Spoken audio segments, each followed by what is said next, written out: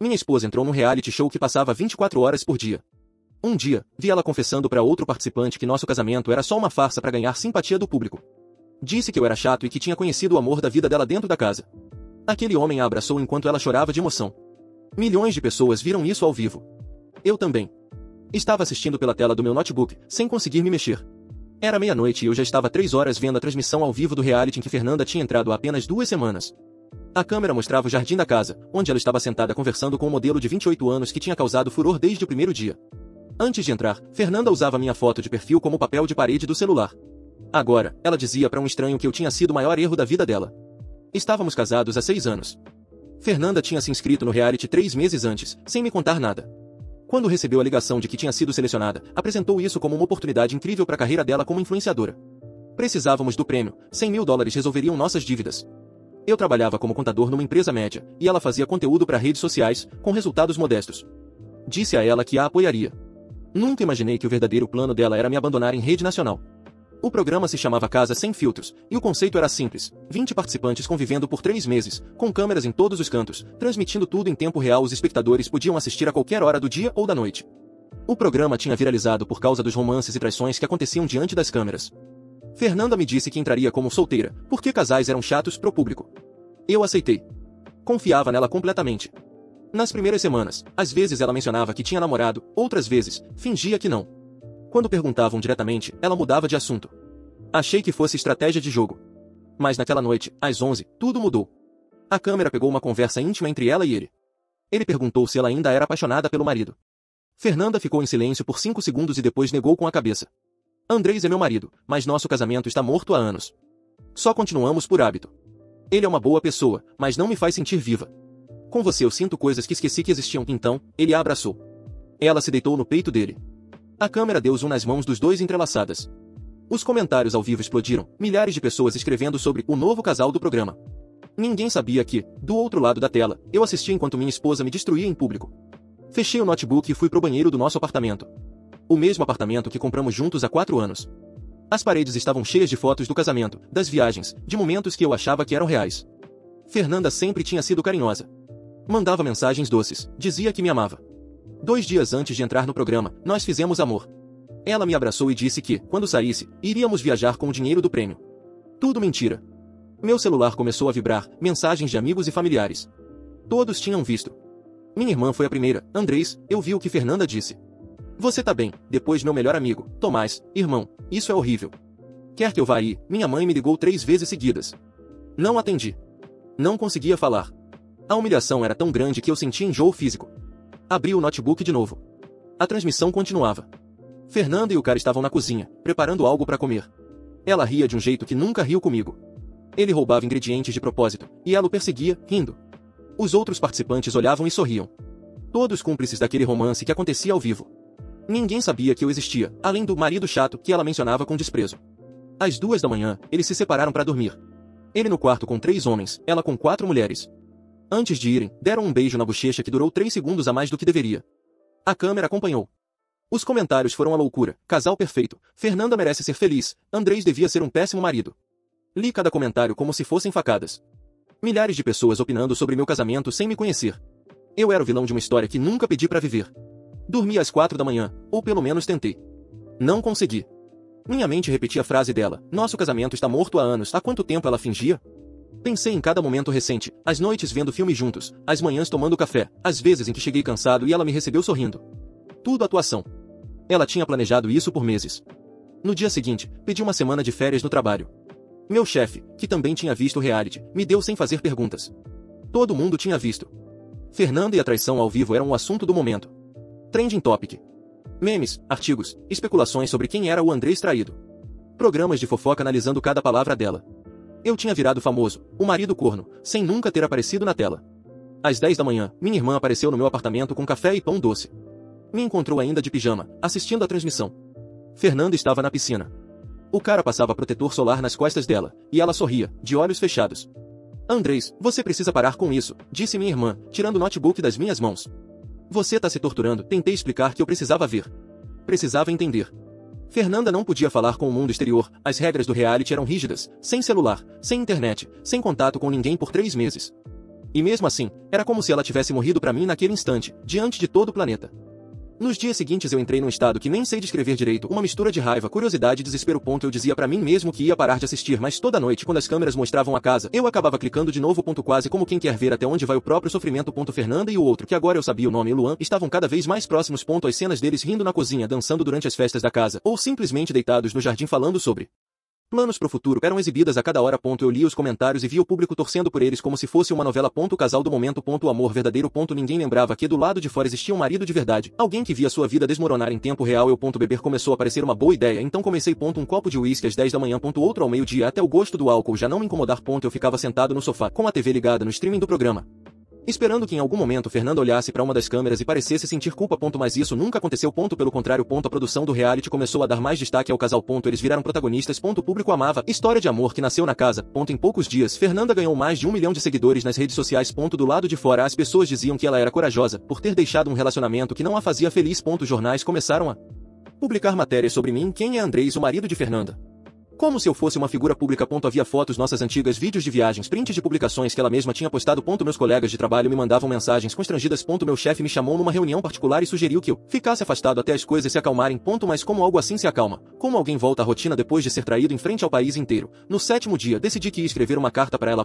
Nada de insultos. Nada de drama. Só verdade. Sentei na mesa da cozinha e escrevi: Fernanda, eu vi tudo. Vi você dizer que nosso casamento era uma farsa. Vi você rir com outro homem enquanto eu me despedaçava. Sou ridículo dizer isso agora, mas eu ainda te amo. E é por isso que te deixo livre. Realmente livre, sem câmeras, sem público, sem roteiro. Quando você sair eu não estarei mais aqui.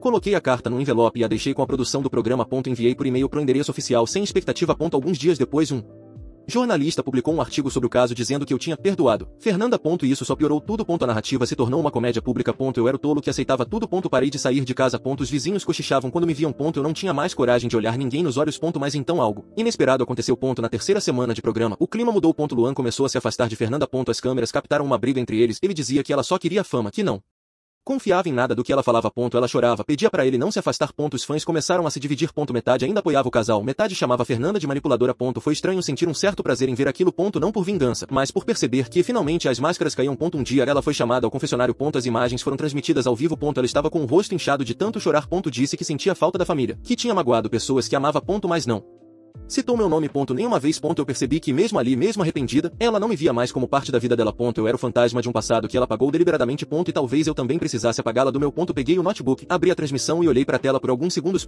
Fiquei observando ela sentada, com aquele olhar vazio, e percebi que não conhecia mais aquela pessoa. Fechei o computador, desliguei o Wi-Fi e comecei a empacotar minhas coisas. Em uma semana vendi apartamento. As fotos do casamento, as lembranças, tudo foi pra dentro de uma caixa que deixei na casa da minha irmã. Com o dinheiro aluguei um lugar pequeno numa cidade litorânea. Desliguei as redes sociais, não atendi mais ligações. Quis desaparecer. Um mês depois, recebi uma carta da produção do reality dentro de um envelope marrom. Na capa, meu nome escrito à mão. Abri com as mãos tremendo. Lá dentro, uma carta curta, assinada por Fernanda. Dizia: Andrés, sei que não mereço o que tivemos. Não sei mais o que é real e o que foi só personagem. Não estou pedindo perdão, porque sei que não existe isso depois do que fiz. Só quero que saiba que lembro de cada pequeno momento com você e que me arrependo de ter trocado tudo por 15 minutos de fama. Fernanda.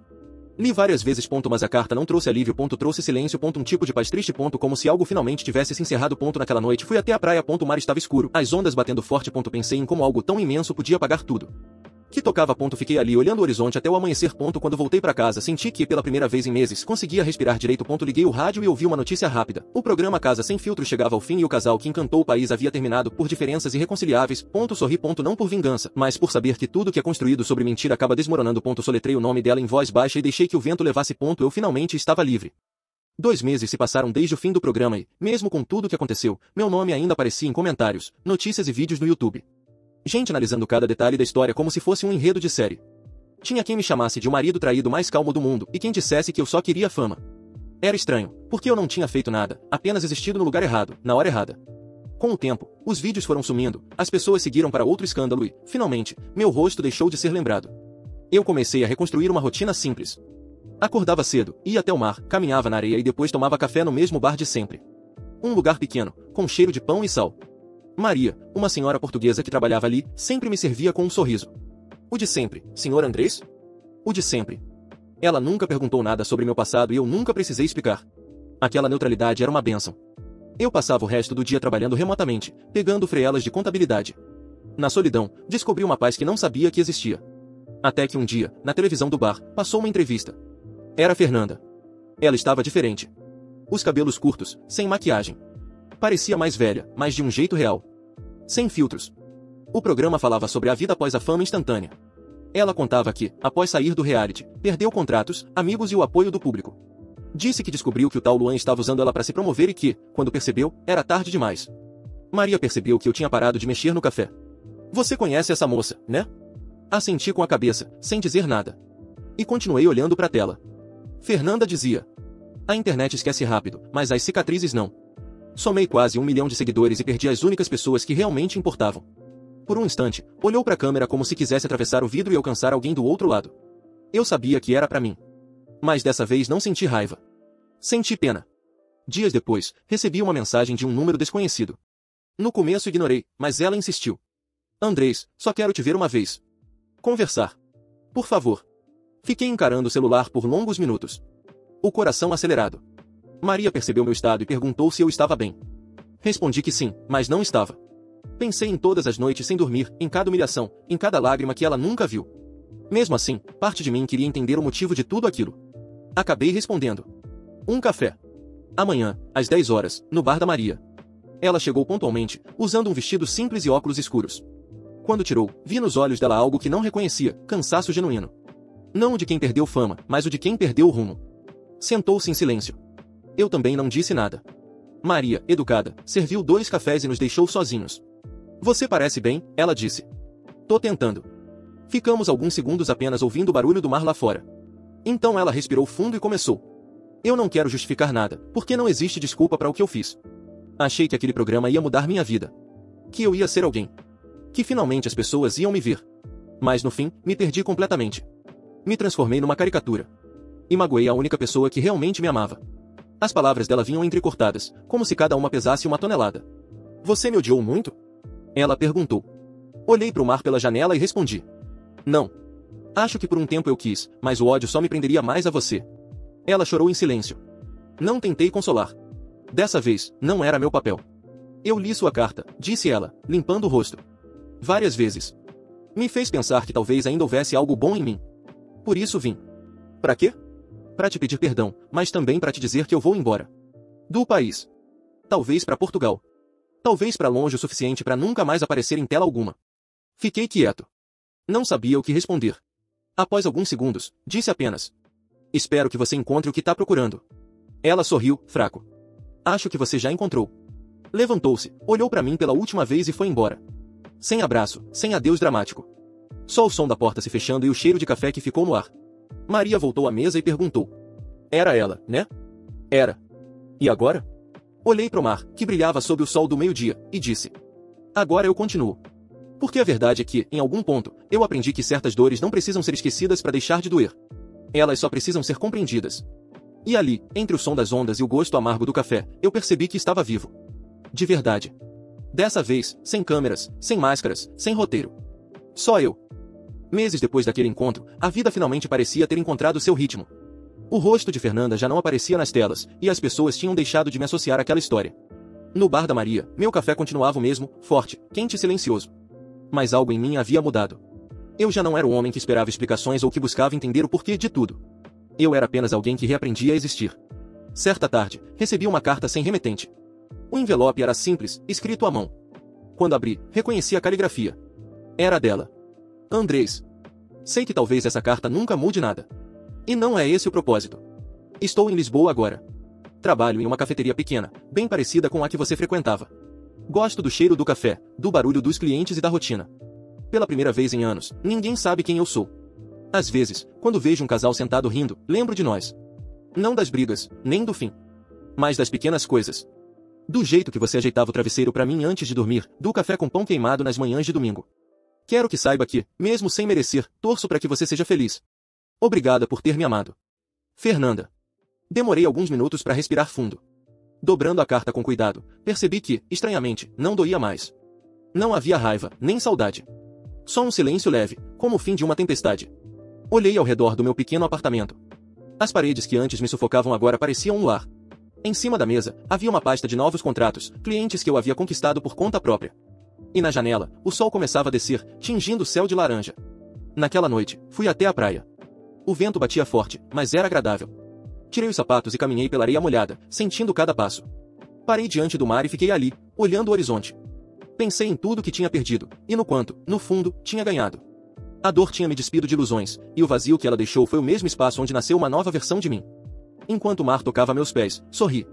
Não por ter esquecido Fernanda, mas por finalmente ter me lembrado de mim. O celular vibrou no bolso. Uma mensagem. Era de Maria. Fechando o bar cedo hoje. Vem ver o pôr do sol com a gente. Guardei o celular e comecei a andar de volta. O sol sumia no horizonte, e pela primeira vez em muito tempo, eu não estava fugindo do passado. Estava apenas caminhando em direção ao que vinha depois. Porque no fim, não existe final feliz. Existe apenas vida, e a coragem de continuar vivendo depois que as câmeras se apagam.